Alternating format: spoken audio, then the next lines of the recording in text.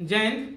आज हम आप लोगों को बताएंगे विरंजक चूर्ण के बारे में। विरंजक चूर्ण क्या होता है तथा इसे कैसे बनाया जाता है, विरंजक चूर्ण का उपयोग कहाँ कहाँ पर होता है तथा इससे निकले हुए नवजात ऑक्सीजन का उपयोग हम लोग कहाँ पे करते हैं, इसके भौतिक गुण, रासायनिक गुण तथा इसकी अभिक्रिया क्या होती है, यह किन किन एग्जामों में कैसे कैसे पूछे जाते हैं। देखिए, जो विरंजक चूर्ण होता है इसे हम लोग इंग्लिश में ब्लीचिंग पाउडर के नाम से जानते हैं। इसका रासायनिक नाम होता है कैल्शियम ऑक्सीक्लोराइड। कैल्शियम ऑक्सी जो क्लोराइड है इसका दूसरा भी नाम होता है कैल्शियम हाइपोक्लोराइड। तो यहाँ ऑक्सी के स्थान पर आप लोग लिख सकते हैं हाइपो। क्या लिख सकते हैं? हाइपो भी लिखा जा सकता है। ठीक, कैल्शियम ऑक्सीक्लोराइड के स्थान पर तो ऑक्सी के स्थान पर हम लोग लिख सकते हैं क्या चीज? हाइपो भी लिख सकते हैं। यानी इसका दो नाम होता है, इसी ऑक्सी को हाइपो के नाम से भी जानते हैं और ऑक्सी के नाम से भी जानते हैं। इसका रासायनिक सूत्र होता है CaOCl2 कैल्शियम ऑक्सीक्लोराइड। अब इसे बनाया कैसे जाता है तो आप लोगों को स्क्रीन पर दिख रहा होगा कि जब शुष्क बुझे हुए चूने में क्लोरीन गैस प्रवाहित करते हैं या क्लोरीन गैस से अभिक्रिया कराते हैं तब हमें प्राप्त होता है कैल्शियम ऑक्सीक्लोराइड। शुष्क बुझे हुए चूना, देखिए जो चूना होता है ये दो प्रकार का होता है, दो चूना होते हैं। एक होता है CaO कैल्शियम ऑक्साइड। जो कैल्शियम ऑक्साइड होता है इस चूने को हम लोग कहते हैं कली चूना। लिख लेंगे आप लोग कॉपी पे, इसे हम लोग कहते हैं कली चूना। ठीक, और एक होता है CaOH का होल ट्वाइस, इसे हम लोग कहते हैं शुष्क बुझा हुआ चूना। तो आप लोग डिफिनीशन में देख रहे हैं कि लिखा है शुष्क बुझे हुए चूने में क्लोरीन गैस प्रवाहित करने से। ठीक, कली चूना में नहीं, शुष्क बुझे हुए चूने में CaOH का होल ट्वाइस प्लस कौन सी गैस प्रवाहित करेंगे? Chlorine gas. तो इसी में हम लोग प्रवाहित कर देंगे क्लोरीन गैस। जब क्लोरीन गैस प्रवाहित करेंगे तब हमें प्राप्त होगा क्या चीज? CaOCl2 कैल्शियम ऑक्सीक्लोराइड तथा जल का निर्माण होता है। तथा और क्या प्राप्त होगा भैया? जल, H2O, जल का भी निर्माण होगा। तो कैल्शियम, देखिए कैल्शियम ऑक्सीक्लोराइड को प्राप्त करने के लिए शुष्क बुझे हुए चूने में क्लोरीन गैस जब प्रवाहित करेंगे तो शुष्क बुझा हुआ चूना हो गया, ये हो गया क्लोरीन गैस। जब इसमें प्रवाहित करेंगे तब बनाएगा कैल्शियम ऑक्सीक्लोराइड तथा जल का निर्माण करेगा। अब देखिए ये जो कैल्शियम ऑक्सीक्लोराइड बना यह तो क्लोरीन गैस इसमें प्रवाहित करने से या अभिक्रिया कराने से कैल्शियम ऑक्सीक्लोराइड बनता है। लेकिन एक बात और होती है कि शुष्क बुझे हुए चूने को यदि गर्म किया जाए या शुष्क बुझे हुए चूने में गर्मा गर्म पानी डाला जाए, इन दोनों क्रियाओं में बहुत का अंतर होता है। इसको हम लोग अभी पढ़ेंगे, इसके रासायनिक गुण में, इसके रासायनिक गुण जब बताएंगे तब उसको भी हम बताएंगे। देखिए अब इसके भौतिक गुण क्या होता है।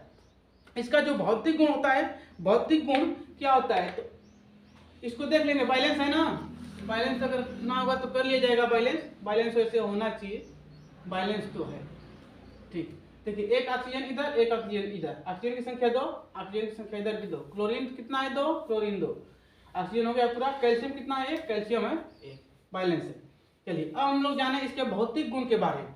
भौतिक गुण इसका एक ऐसा गुण होता है जो सामने प्रत्यक्ष रूप से दिखाई दे। जैसे कोनो को सामने अगर एक थप्पड़ मार दे, क्या है? प्रत्यक्षता है, अर्थात भौतिकता के रूप में हमें दिखाई दे रही है। अब उसी को हम लोग जहर दे दिए तो जहरवा दिए भौतिक में, लेकिन जाके रासायनिक रूप में अंदर काम किया। तो काम किया रासायनिक में तो अंदर कोशिकाओं में काम किया, हुआ रासायनिक गुण हुआ, लेकिन खाते हुए हमको दिखाई दिया, हमको हाथ से देता हुआ दिखाई दिया, तो वह कौन सा क्रिया हुआ? भौतिक। तो अब भौतिक गुण को यानी सामने इसके कौन कौन सा इसका गुण दिखाई देता है तो पहला इसका गुण दिखाई देगा कि यह हल्के पीले रंग का होता है। कैसा होगा? हल्का पीले रंग का होता है। इसमें क्लोरीन सी गंध आती है, जब इसे सूंघेंगे तो सूंघने के समय इसमें क्लोरीन के जैसे गंध आती है। यह जल में अल्प विलेय, यदि जल में घोला जाए तो पूर्ण रूप से घुलता नहीं है। जैसे वो क्रिस्टल होते हैं ना, तो कुछ क्रिस्टलीय रूप में ये लोग रह जाते हैं, कुछ इसके पार्ट घुल जाएंगे, कुछ पार्ट बच जाते हैं, तो उसे हम लोग कहते हैं अल्प विलेय। जल में यह अल्प विलेय होते हैं। जल में इसे घोलने के बाद यह दूधिया रंग प्रदान करते हैं। दूधिया रंग का मतलब कि दूध में यदि हम लोग पानी डालें तो उस दूधवा को हम लोग कहते हैं पानी वाला दूध, पानी वाला दूध कहते हैं। ठीक उसी तरह एक लोटा यदि पानी ले लें, उस पनिया में हम लोग 1 गिलास दूध मिला दें, तब पर वो दूधवा क्या हो जाएगा? पनिया वाला दूध हो जाएगा। तो दूधवा का कलर पनिया का कलर कैसा बदल जाएगा, जैसा दूध रहेगा उसी तरह बदल जाता है। तो अब बताइए पनिया में तो इसे घोलेंगे तो पानी का रंग होता है रंगहीन। अब रंगहीन में जल में जब इसे घोलेंगे तो इसका रंग हो जाता है दूध जैसे, इसे ही हम लोग कहते हैं दूधिया रंग हो जाता है। चलिए अब हम बताएं इसके रासायनिक गुण के बारे में। अब देखिए इसके हम बताएं रासायनिक गुण को। रासायनिक गुण क्या होता है, ये जो इसका रासायनिक गुण होता है, रासायनिक गुण में जब विरंजक चूर्ण में गर्मा गर्म पानी डालते हैं, गरम गरम पानी डालेंगे, यानी विरंजक चूर्ण का फार्मूला क्या भैया, CaOCl2 कैल्शियम ऑक्सीक्लोराइड। और इसमें पानी हम लोग कैसा डालेंगे, गर्म। यहाँ हम लिख दे रहे हैं यह जल कैसा है, गर्म। जब इसमें हम लोग गर्म जल डालेंगे तब यह फिर से पुनः बनाता है, क्लोरीन गैस को निकालेगा बाहर और बनाएगा शुष्क बुझा हुआ चूना, कैल्शियम हाइड्रोक्साइड। ठीक, कैल्शियम हाइड्रोक्साइड बनाएगा। तो अब देखिए E बना लेगा CaOH का होल ट्वाइस प्लस कौन सी गैस निकाल देगा बाहर, क्लोरीन गैस को निकाल देगा बाहर। जब गर्म पानी डालेंगे तो क्लोरीन गैस निकालता है बाहर, ठीक, और बनाएगा शुष्क बुझा हुआ चूना, पुनः बना देगा जब ब्लीचिंग पाउडर में हम लोग गर्म पानी डालेंगे तब। लेकिन दूसरा पॉइंट लिखे हैं कि ब्लीचिंग पाउडर अर्थात विरंजक चूर्ण को गर्म करने पर कैल्शियम क्लोराइड तथा ऑक्सीजन निकालता है। जब इसे हम लोग कैल्शियम ऑक्सीक्लोराइड को गर्म करेंगे, यहाँ पे हम लोग हीट का चिन्ह दे रहे हैं, डेल्टा या गर्म करने का चिन्ह होता है। जब इसे हम लोग गर्म करेंगे कैल्शियम ऑक्सीक्लोराइड को, तब यह बनाएगा calcium chloride CaCl2 calcium chloride, तथा और क्या निकाल देगा भैया, ऑक्सीजन गैस को निकाल देगा बाहर। निकल गया यहाँ से ऑक्सीजन गैस बाहर। अब देखिए जब यह ऑक्सीजन गैस निकला बाहर तो इस ऑक्सीजन का हमको कहीं ना कहीं होगा उपयोग। अब इसको हम लोग बैलेंस करके देख सकते हैं, अगर बैलेंस नहीं होगा तो कर लीजिए आप लोग बैलेंस, देखिए कर सकते हैं बैलेंस। नहीं, इधर ऑक्सीजन हो गया 2, तो पहले इधर ऑक्सीजन को हम लोग कर देते हैं 2, 2 एकम 2 ऑक्सीजन, 2 हो गया कैल्शियम, तो इधर कर लें 2 से गुणा, 2 दूना 4 गो क्लोरीन, 2 दूना 4 गो क्लोरीन, 2 गो कैल्शियम, 2 हो गया कैल्शियम और 2 हो गया ऑक्सीजन। बैलेंस हो गया टोटल, ये जो समीकरण हो गया बैलेंस। अब हम लोग जाने इसको कार्बन डाइऑक्साइड से क्रिया होता है तब क्या होता है, कार्बन डाइऑक्साइड से क्रिया, कार्बन डाइऑक्साइड से जब विरंजक चूर्ण क्रिया करता है तब क्या होता है। कार्बन डाइऑक्साइड से जो क्रिया होती है विरंजक चूर्ण का, तो कार्बन डाइऑक्साइड से क्रिया करने के फलस्वरूप यह बनाता है कैल्शियम कार्बोनेट तथा क्लोरीन गैस को निकालता है बाहर। अब कैल्शियम ऑक्सीक्लोराइड विरंजक चूर्ण का फार्मूला हो गया प्लस अभिक्रिया किससे करा दे, CO2 कार्बन डाइऑक्साइड गैस से। अब यह जब कार्बन डाइऑक्साइड गैस से कर लिया क्रिया तब क्या बनाया भैया, अब बनाएगा CaCO3 कैल्शियम कार्बोनेट तथा जो क्लोरीन गैस है इसी क्लोरीन गैस को क्या कर देगा, बाहर निकाल देगा। तो क्लोरीन गैस क्या हो जाएगी, निकल जाएगी बाहर की तरफ। यह देखिए जो एक ऑक्सीजन है इस कार्बन डाइऑक्साइड के साथ जुड़ जाएगी तो यह बना लेगा कार्बोनेट, और कैल्शियम पे होता है पॉजिटिव और कार्बोनेट पे होता है नेगेटिव। ये दोनों आयन आपस में अभिक्रिया कर क्या बना लेंगे, कैल्शियम कार्बोनेट, और बचा हमको क्लोरीन, तो क्लोरीन गैस के रूप में निकल जाएगा बाहर। तो जब विरंजक चूर्ण कार्बन डाइऑक्साइड से क्रिया करता है तब बनाता है कैल्शियम कार्बोनेट तथा क्लोरीन गैस को निकाल देता है बाहर। अब विरंजक क्रिया क्या होती है, विरंजक क्रिया का मतलब होता है कि ऐसी क्रिया जो किसी रंगहीन पदार्थ को बिना रंग का कर दे, उस क्रिया को हम लोग कहते हैं विरंजक क्रिया। बिना रंग की क्रिया विरंजक क्रिया।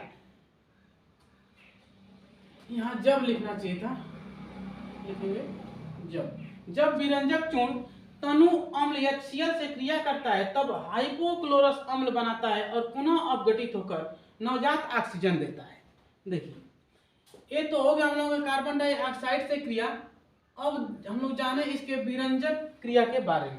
विरंजक क्रिया क्या होता है, जब कैल्शियम ऑक्सीक्लोराइड अभिक्रिया करता है HCl अम्ल से, अब इसको हम लोग दे दें HCl अम्ल, तो यह बनाएगा हाइपोक्लोरस एसिड। हाइपोक्लोरस एसिड का फार्मूला होता है HOCl हो गया हाइपोक्लोरस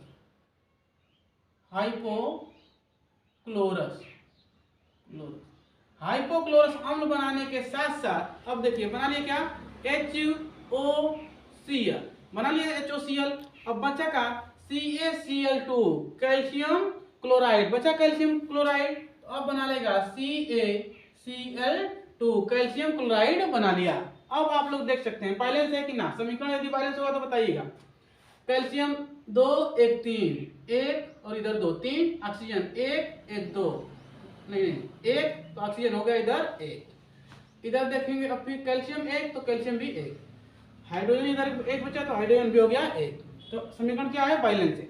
अब दूसरी बात, जब पुनः अपघटित होता है तो पुनः अपघटित होने के बाद हाइपोक्लोरस एसिड HOCl जब पुनः अपघटित होगा या पुनः टूटेगा तब दे देगा HCl अम्ल अलग हो जाता है और प्लस देने लगता है क्या चीज, नवजात ऑक्सीजन। यह नवजात ऑक्सीजन है, ठीक, नवजात ऑक्सीजन। ये नवजात ऑक्सीजन कैसा ऑक्सीजन होता है, अभी इसको हम बता दें नवजात ऑक्सीजन क्या होता है। ये जो नवजात ऑक्सीजन होता है यह विरंजक का कार्य करता है, अर्थात नवजात ऑक्सीजन से किसी भी रंगीन पदार्थों का रंग उड़ाया जा सकता है। तो यह पुनः अपघटित होकर HCl अम्ल देता है तथा नवजात ऑक्सीजन को देता है। इतना आप लोग नोट करिए, इतना आप लोग नोट करें। अभी हम बताते हैं कि नवजात ऑक्सीजन और क्या करता है। नवजात जो ऑक्सीजन है, नवजात ऑक्सीजन कहाँ कहाँ पर उपयोग होता है। जो नवजात ऑक्सीजन है यह उपयोग किया जाता है कीटाणुनाशक के रूप में। इसका हम लोग उपयोग कर सकते हैं कीटाणुनाशक के रूप में, यानी कहीं पर भी जलोढ़ में कीटाणु मारना है तो वहां पर ले जाके नवजात ऑक्सीजन का छिड़काव कर दीजिए, वहां पर कीटाणु खत्म हो जाएंगे।